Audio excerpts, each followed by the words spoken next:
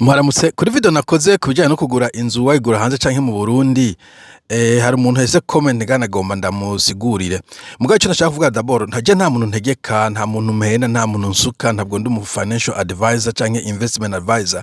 Je nanga opinion yawe keshi mvuga nti use your head, koresha umutwe wawe nico besigura ntukoreshe ama emotion n'ama sentimentalite.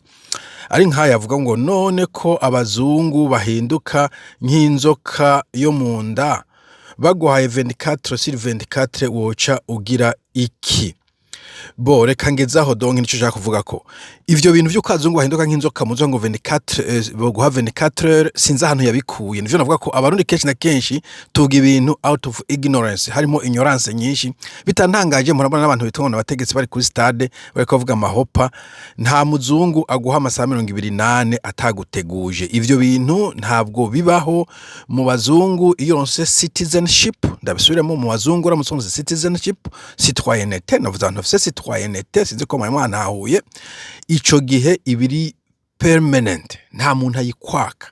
Ukaba ushaka kumyuza je ugende undonderere umuntu uzi, yaba umurundi yaba undi wo mu yindi ntara batse ubwene gihugu mu gihugu iki canke kiriya, très rare.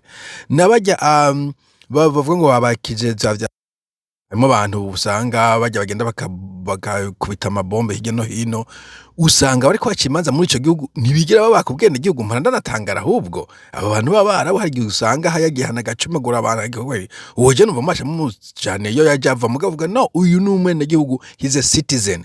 None we uri umurundi ico kintu uzokora bakagwa 24 ni giki? Bo 24 ntishoboka, okay? 24 nishoboka.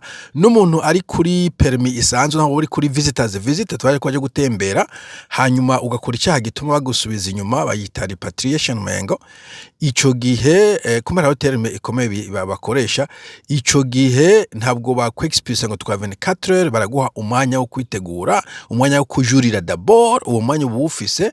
Hanyuma iyo vyaheze nyene ntanu kijurira bacaguha imisi yo kwitegura. Ntabwo azunga ari bikoko burya abarira bane twanga ibikoko. Ico gihe rero wari ufise izo nzu wozigurisha n'ibiki mugabo sinumva iki encore une fois je mugico cyaha wokora bakwaka ubwene gihugu mu bazungu uwo kimbwira cyangwa ucumbwira kayo umuntu vyagishitseko. Bon nsinuka inshura muhaye mugabo nyishuje no guha nuko umuntu ari mu Burundi afise chance zishika igihumbi, ugwijije igihumbi n'umuntu yafise ubwene gihugu muri Canada, muri Amerika, muri Australia, muri New Zealand. Chance yuko wowe uri instable, wewe kwirukana ingana igihumbi bwenge n'umuntu ari muri Canada. No kuvuga iki? Amundi ashoye kuja gupfungwa anytime, amachance ni nka 90%. Amundi ashoye guhunga izo ntambara mubona abo badede bashoye kugwana. Donc abadede bashobora gucana mu bakagwana. Bo urabona ko bamavuga ngo za Rede Tabara nivyo bira muri Congo, urabona ko bahanganye n'u Rwanda.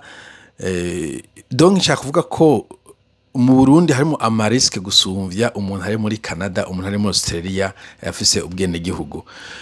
Atavuga ngo cyoheba kugura, mvuga gusa iyo uri kurakora ibintu uvuga ko uyo mvuze koresha umutwe, ntukoresha ibishobisho uruzogi ndagutakiye. No, koresha information, be informer d'abord, hanyuma uce ukarikira ayo mariske, hanyuma ukora ikintu uzi amariske hari. Soba ngo ahantu hatari riske kwa mu gifaransa ngo kino risque rien n'a rien, haje kwa mariske mugabo ukaba yakarikiriye.